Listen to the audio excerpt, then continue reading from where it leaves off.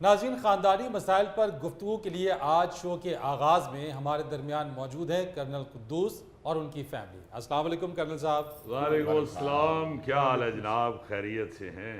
आप सुनाइए कैसे हैं? जी अल्हम्दुलिल्लाह। बस फरीद साहब, जहाँ पे 4 बर्तन हों वहाँ पे खटका तो रहता ही है। लगता है फिर कोई खड़ाक हो गया है। और नहीं, मैं ये सोचता हूँ कि जहाँ पे उन बर्तनों में सास और बहू भी हों वो खटका फिर खड़ाक में बदल जाता है। बल्कि मुझे तो यूं लगता है कि मैं सास और बहू के दरमियान नहीं जिंदगी गुजार रहा, बल्कि यूक्रेन और रूस के दरमियान जिंदगी गुजार रहा। और हर वक्त खौफ ही रहता है कि पता नहीं किस तरफ से बम आ जाए। चले शुक्र करें बम चला तो नहीं ना। भाई पास पड़ा ही खौफजदा करता रहता है। और सिर्फ बम ही नहीं फरीद साहब, मैं तो वो खुश नसीब हूं जो बम के साथ साथ एक अदद मिसाइल भी अपने घर में फिट किए हुए हैं। साहब जी, ये वाहिद मिसाइल है कि जिसमें बारूद नहीं खुराक भरी होती है। तुम खामोश रहो शरफू।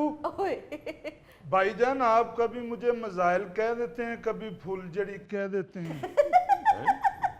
अब्दुल सलाम फूल झड़ी तो नहीं कह सकते आपको, हाँ सावन की झड़ी कहें तो वो कह सकते हैं, क्योंकि उसका खलारा भी काफी होता है। बहरहाल फरीद साहब, ये वाकई सच है कि जो घर के अफराद होते हैं वो अपनी हरकत से फुलझड़ी की तरह भी रह सकते हैं। हाँ जी। और अपनी तबीयत की वजह से ही वो बम भी लगना शुरू हो जाते हैं, मिसाइल लगना शुरू हो जाते हैं। बल्कि बसा औकात तो एटम बम भी बन जाते हैं। ओह माय गॉड, जहाँ मिसाइलों और बमों की बात हो रही हो वहां दुरानी का बैठना बनता नहीं। मैं अपने जंगल की तरफ जा रहा हूँ, कुद्दूस साहब मुझे इजाजत दे। वो बैठो दुरानी, क्या कर रहे हो? वो छोटे छोटे घरेलू मसाइल हैं। मैं वही तो कहना चाह रहा हूँ कि उसको बेशक आप इग्नोर कर रहे हैं और उसका बेशक बम बना लें। हाँ जी। आप देते हैं छोटी छोटी बात को तू। मैंने तो आपसे ये कहा था कि आपकी बहू चुप चुप कर मेरी बातें सुनती है। मामा मैं नहीं, आप सुनती है मेरी छुप छुप के बातें। जरा सी मेरे फोन की बेल बजती है, मामा किसी ना किसी बहाने मेरे कमरे में आ जाती हैं और तब तक मेरे कमरे से बाहर नहीं जाती जब तक मैं फोन पे बात बंद ना कर दूं। झूठ बोल रही है ये। मैंने खुद देखा है। अच्छा भला तुम घर में रेसी जीप की तरह जा रही होती है, जरा सा उसके कमरे का दरवाजा आता है तो तुम 22वीं लोडर ट्राले की तरह आहिस्ता हो जाती है, सिर्फ इसलिए कि सुनूं तो सही अंदर क्या हो रहा है। ना ऐसे किया करो खुदारा। आप देखो तो सही हम किस मजहब से ताल्लुक रखते हैं। किसी का खत खोलना, बेशक वो सगा बेटा हो सगी बेटी हो, किसी का दूसरे का खत खोलना गुनाह है और तुम छुप छुप के बातें सुन रही होती हो। डैडी सिर्फ इतना ही नहीं, ये शर्फू को भी भेजते हैं बहाने बहाने से कि पता करके आओ किससे बातें कर रही है। मुझे क्या जरूरत है, तुम उज़मा से बात करो या नुसरत के साथ। हाँ देख ले डैडी, अगर ये मेरी बातें नहीं सुनती तो इनको कैसे पता मेरी सहेलियों के नाम। लो बताओ शरफू, तुम मर जाओ अगर तुम झूठ बोलो। मैं तुम्हें भेजती हूँ उसकी बातें सुनने। जी नहीं, कभी नहीं भेजा। ये क्या डबल माइंडेड जवाब दे रहे हो? तो क्या करे बेचारा, जान किसको प्यारी नहीं होती। अब्बू, इंतहा तो ये है कि अक्सर मामू भी हमारे कमरे में आ कहते हैं, बेटा तुम्हारे कमरे का फर्श ठंडा है, मैं यहाँ लेट रहा हूँ।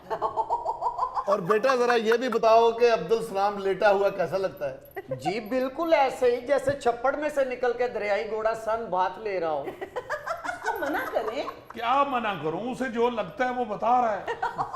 सिर्फ एक दिन गया हूँ इनके कमरे में, उस दिन जिस दिन बारिश हो रही थी और बिजली कड़क रही थी। मैंने सोचा बच्चे कहीं डर न रहे हों, इनके कमरे में जाके सो जाता हूँ। मेरे बच्चे बिजली कड़कने से नहीं डरते, तुम्हारे खराटों से डरते हैं अब्दुल सलाम। ठीक है, मैं अपने भाई को लेकर कहीं चली जाती हूँ। फिक्र ना करें, रोजाना 2-3 दफा कहती हैं। शरफू, तुम्हारा क्या ख्याल है, गुस्से में लिए हुए डिसीजन ठीक होते हैं? नहीं, बिल्कुल भी नहीं, बिल्कुल भी नहीं। नॉर्मल तबीयत के डिसीजन भी आपके ठीक नहीं होते। मैं सिर्फ इतना कहना चाहता हूं कि आप जब छुप के किसी की बात सुन रहे होते हैं, हाँ जी, भाई एक फोन पे बात हो रही है, उधर से पता नहीं क्या सवाल आया है, इधर से क्या जवाब है। बिल्कुल। आप सिर्फ जवाब सुन के उसको अपने किसी सवाल के साथ अटैच करके तो अपना ख्याली सा कोई ऐसा खाका बना ले जहन में कि ये हमारे खिलाफ बात हो रही है या हमारे मुतल्लिक कुछ बताया जा रहा है, या तो आप भी गुस्से में ही आएंगे ना, झगड़ा ही बनेगा। बिल्कुल। सही। इसीलिए तो ये गुनाह है छुप छुप के बातें सुनना एक दूसरे की। भाई आप अपनी जिंदगी गुजारें, उसे अपनी जिंदगी गुजारने दें, क्या जरूरत है छुप छुप के एक दूसरे की बातें सुनने की, वो दूसरे को पता तो चल ही जाता है। तो और क्या, हमारे तो घर में कोई इतना चौड़ा पिलर भी नहीं जिसके पीछे छुप के मामू बातें सुन ले। देखा, जिस मामू ने गोद में खिलाया उसी को बातें कर रहा है। मैं किस लिए सुनूंगा आपकी बातें? तुम कौन सा मुल्की सतह पे बातें कर रहे होते? बहुत बुरी बात है किसी की बातें छुप छुप कर सुनना। This is not fair. Farid साहब आप यकीन करें, जब जंगल में शेर बैठकर अपनी फैमिली के साथ बातें कर रहा होता है, मैंने उनकी कभी बात नहीं सुनी। शेर मेरी तरफ देखे भी तो मैं कहता हूं कैरी ऑन कैरी ऑन, मैं दूर चले जाता हूं। जब उनकी बातें खत्म हो जाती हैं फिर मैं हमला करता हूं उनके ऊपर। दुर्रानी साहब, ये कौन से शेर हैं जिनको आप कह देते हैं carry on carry on? Sir असल में दुरानी साहब ने अपनी कोठी के पीछे जो लॉन है उसको जंगल बनाया हुआ है, वहां फोम के शेर रखे हुए हैं। जिस दिन बारिश हो जाए ना जी, शाम को अपने शेर निचोड़ के अंदर ले जाते हैं। मुचड़ा हुआ शेर कितना खतरनाक होता है तुम्हें क्या पता अब्दुल सलाम? जब शेर अच्छी तरह सूख जाए ना, मैं फिर उसको बाहर निकालता हूं। एक दफा तो हमसायों की बिल्ली अब्बू के शेर की दुम उखाड़ के ले गई। वो कर सकती है, वो शेर की खाला होती है। मोहल्ले के बच्चे आवाजें लगानी शुरू हो गए कि दुरानी अंकल ने लुंडा शेर रखा हुआ है। लुंडे शेर का एक ही नुकसान होता है फरीद साहब, उसका बैलेंस आउट हो जाता है। वो कभी कभी बैठा बैठा आगे को गिर जाता है। दुर्रानी साहब, मैं तो पहली दफा सुन रहा हूं आप किस किस्म के शिकारी हैं। फोम के शेर रखे हैं, लुंडे शेर रखे हैं आपने। एडवेंचर ओनली प्रैक्टिस के लिए रखे हैं मैंने, प्रैक्टिस के लिए। सही शिकार तो मैं असली जंगल में जा करता हूं। तो किस मौसम में जाते हैं दुर्रानी साहब शिकार पे? जिस मौसम में जंगल का किराया इकट्ठा हो जाए। किराया इकट्ठा करना मेरे लिए कोई मुश्किल बात नहीं है फरीद साहब। किसी भी दोस्त को मैं फोन करके कह देता हूं, फरीद मैं शिकार पे जा रहा हूं, अल्लाह के नाम पे मुझे किराया भेज दो।